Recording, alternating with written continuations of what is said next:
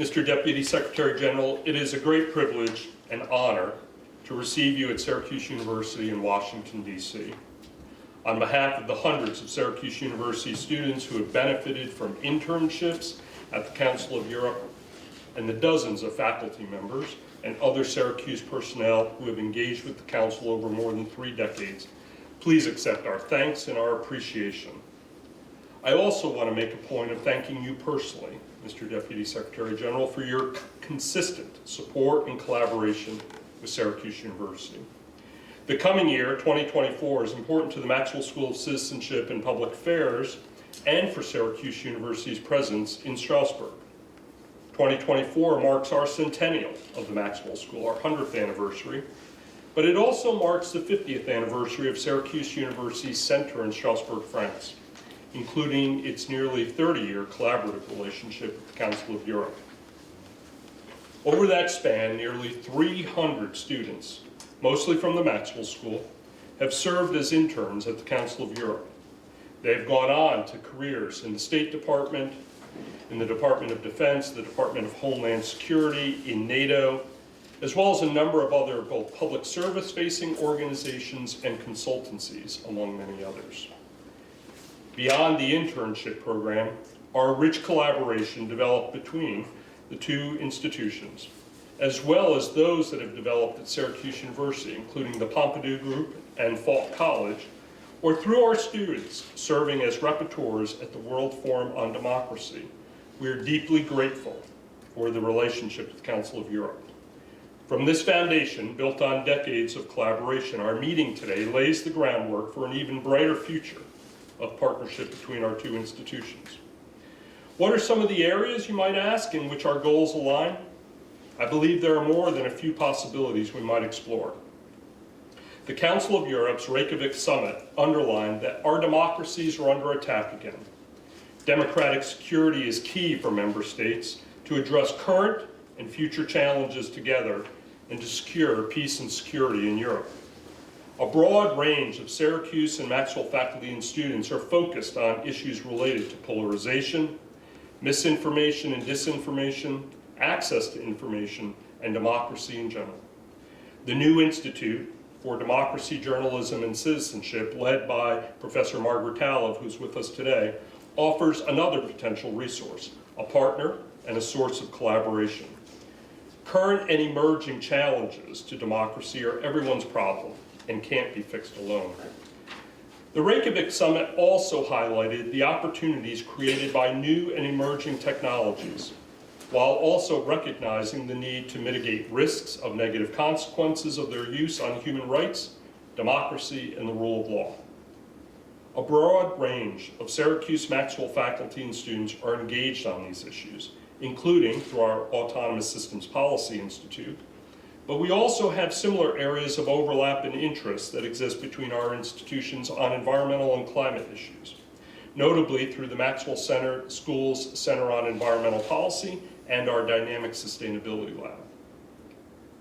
Finally, at the Reykjavik Summit, member states declared, we will in particular strengthen our dialogue with our observer states, with which the Council of Europe and its member states share a set of fundamental values and common principles. While the United States is not a member of the Council of Europe, your presence here today, Mr. Deputy Secretary General, is a sign that the Council of Europe and the United States are indeed partners. Syracuse University and the Maxwell School are proud to be a part of the Council's relationship with the United States and to play our modest part in fostering understanding between our two societies and in furthering a partnership so vital to the well-being of the world. Today's agreement allows Syracuse University to nurture a unique relationship with a multilateral institution representing 46 member states and over 700 million people. Further, today's Memorandum of Understanding provides a platform to engage with the 80 diplomatic missions in Strasbourg, relationships that could indeed bring additional dividends to Syracuse students and faculty. Among these missions is the U.S. Consulate, which represents the United States in its status as an observer to the Council of Europe, but also by advancing experiential learning for Syracuse students, by opening opportunities for Syracuse students and faculty to engage in public affairs as global citizens, to support the goals set in the Syracuse University Academic Strategic Plan to expand opportunities for all Syracuse students to study abroad and leverage the university's study abroad assets and facilities. And by opening potentially rich opportunities for Syracuse faculty to engage in cutting-edge research on a range of international issues across an enormous range of fields. I'm so delighted that we're meeting today, getting to know one another, and we all look forward to working with you and your team in the future. Thank you again so very much for being with us today. And if you'd like to offer remarks, we'd be happy to have you offer them either from here or there, wherever you feel most comfortable. Thank you very much. Thank you so much. A very good afternoon to all of you. Dean of the Maxwell School of Citizenship and Public Administration, dear Mr. Van Slyke, distinguished guests, ladies and gentlemen. It is a great pleasure to be here in Washington, D.C. and at this very important event. To sign this important memorandum of understanding between the Council of Europe and Syracuse University. The over 30 years long relationship between our two institutions is already strong and impactful. Just imagine the number of excellent students who have benefited from this program and are now serving or working in so many different roles in our societies on both sides of the Atlantic. I have no doubt that all of this has had a lasting impact, and many will have fond memories of their short but hopefully inspiring experience with the Council of Europe. For us as an organization, we have also greatly benefited from the professionalism and experience of the students enrolled at Syracuse University. In all senses of it. And I think this has been a win-win arrangement for all of us. There could also be no better moment to reinforce the relationship and demonstrate our shared determination to shape a better world. The Council of Europe started out as a peace project, founded almost 75 years ago in the wake of two devastating world wars, causing the terrible loss of lives of so many people from both our continents. Our organization remains dedicated to ensuring peace based on ever closer unity between its member states, building vibrant democracies that respect fundamental human rights, rule of law, and democratic principles. And through the protection and promotion of human rights, democracy, and rule of law, as a means to build and safeguard democratic security. And what we have already seen today is a strong commitment to multilateralism and a rule-based international order. I must also say that as an organization, we have benefited greatly from close cooperation with the United States as an observer state to the Council of Europe. In so many key areas and in meeting challenges that we face jointly today. But despite of all this, what we have achieved is now under threat. In Europe, in the Americas, and throughout the world, we have witnessed the return of widespread populism and extreme violent nationalism that seek to undermine what we have built up together since the Second World War, and the very fundamentals on which we base our cooperation, our values, and the universal respect for fundamental human rights, rule of law, and democracy. The completely unacceptable Russian invasion of Ukraine is a threat that we need to contain, and we must do it together.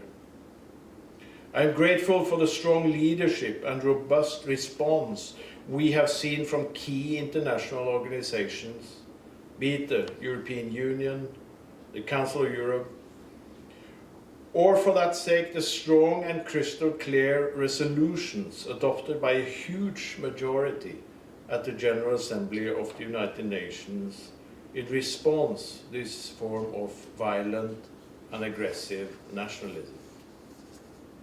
In Europe, we are facing an old ghost, and it's haunting us again. Aggressive nationalism.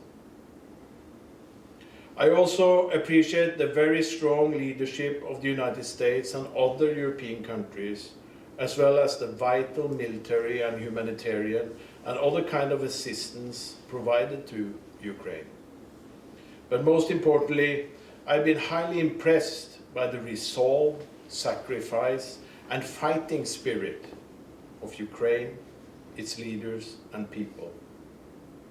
They have given us a reason to believe in a better future, and in many respects showed us the way. I also take some pride in the firm and resolute reaction of my own organization. It took less than 24 hours to suspend Russia from the Council of Europe, and only a few more days until the country was expelled as a member in the organization. And since then, we have done everything we can to support Ukraine.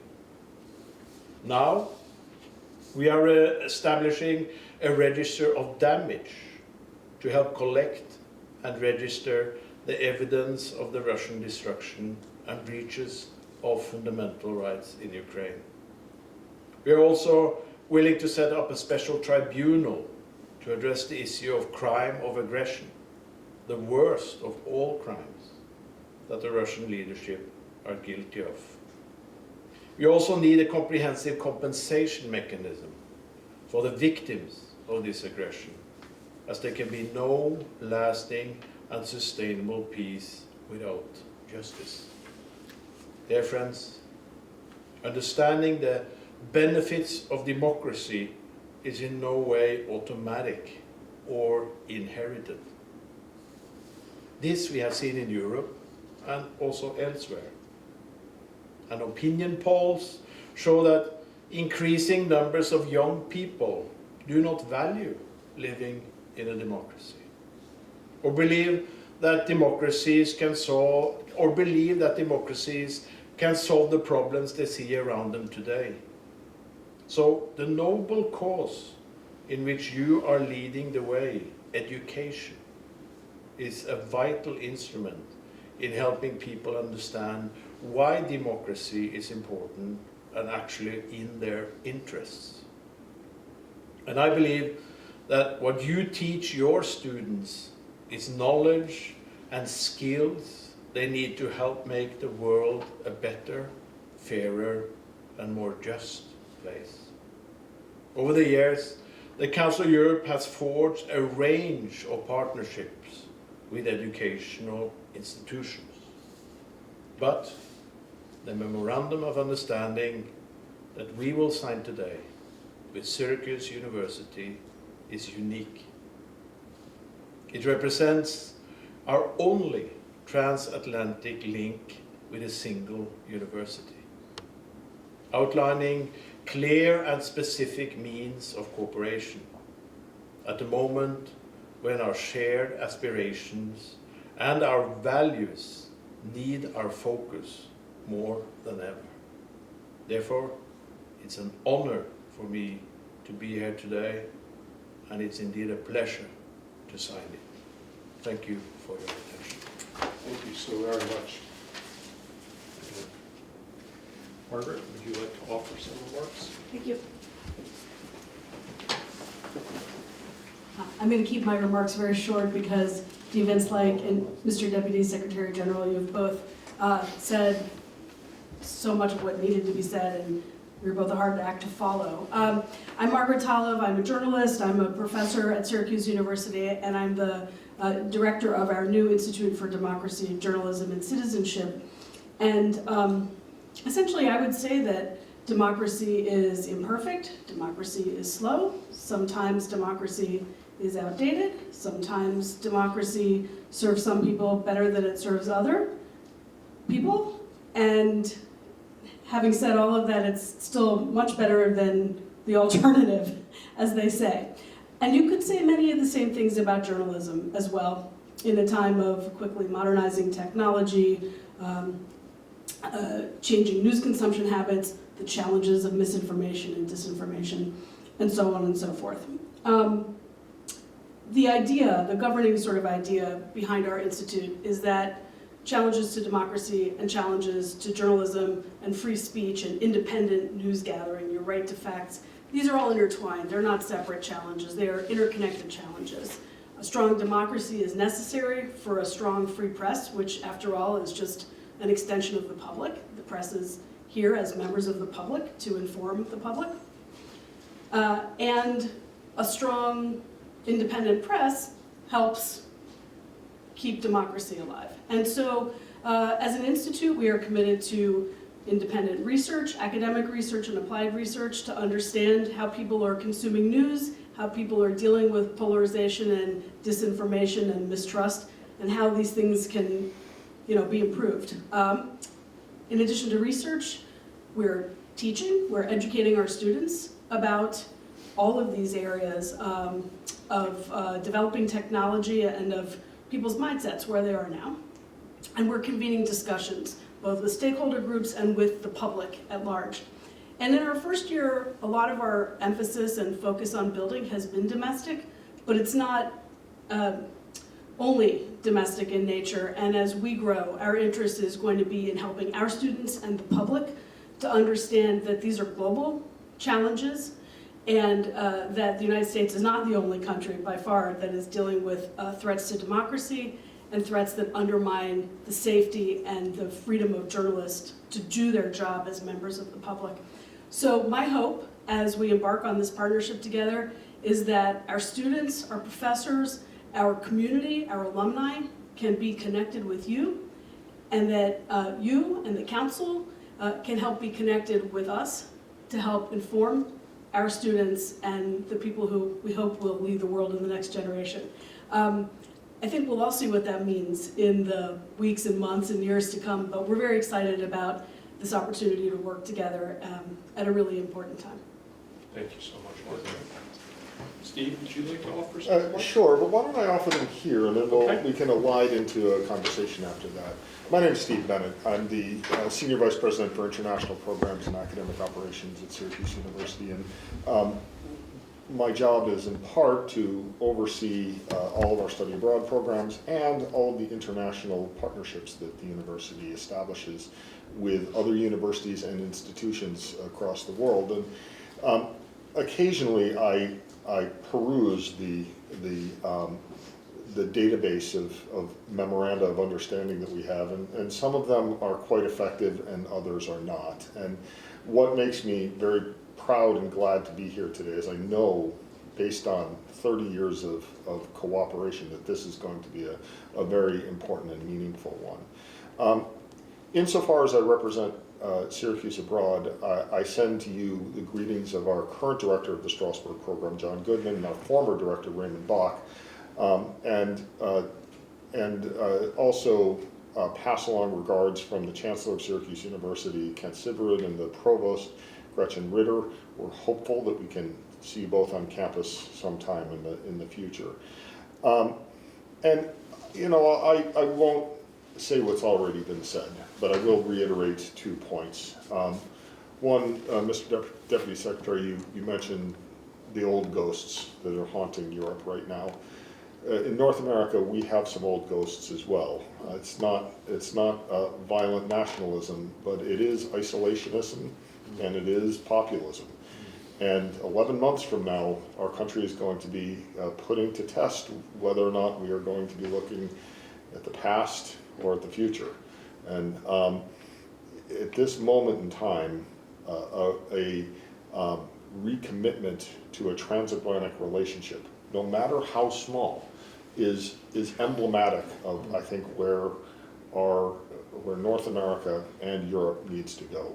So it's meaningful beyond the boundaries of that piece of paper that we're going to sign today, that we are committing to this relationship. It's also incredibly meaningful to Syracuse University to be the one North American university that has this relationship. That is due in large part to the work that Dean Dunslyke and his colleagues have done over the years at the Maxwell School for Citizenship and Public Affairs, and a long-term commitment to internationalism that goes back to our university's founding in 1870. So I'm just delighted to be here, and I'm looking forward to our conversation. Super. Maybe we should sign the Absolutely. MOU first. Absolutely. So, Mr. Deputy Secretary General, move that to there, and you this, and I will do the same thing on this one, and then we can switch.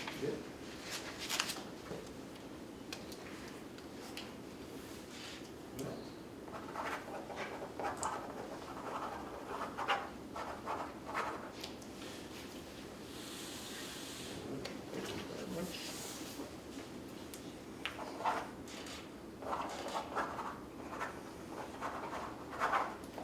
Thank you so much. Thank you. And then Steve is going to have the provost sign it, and then we'll send you the formal official copy of it.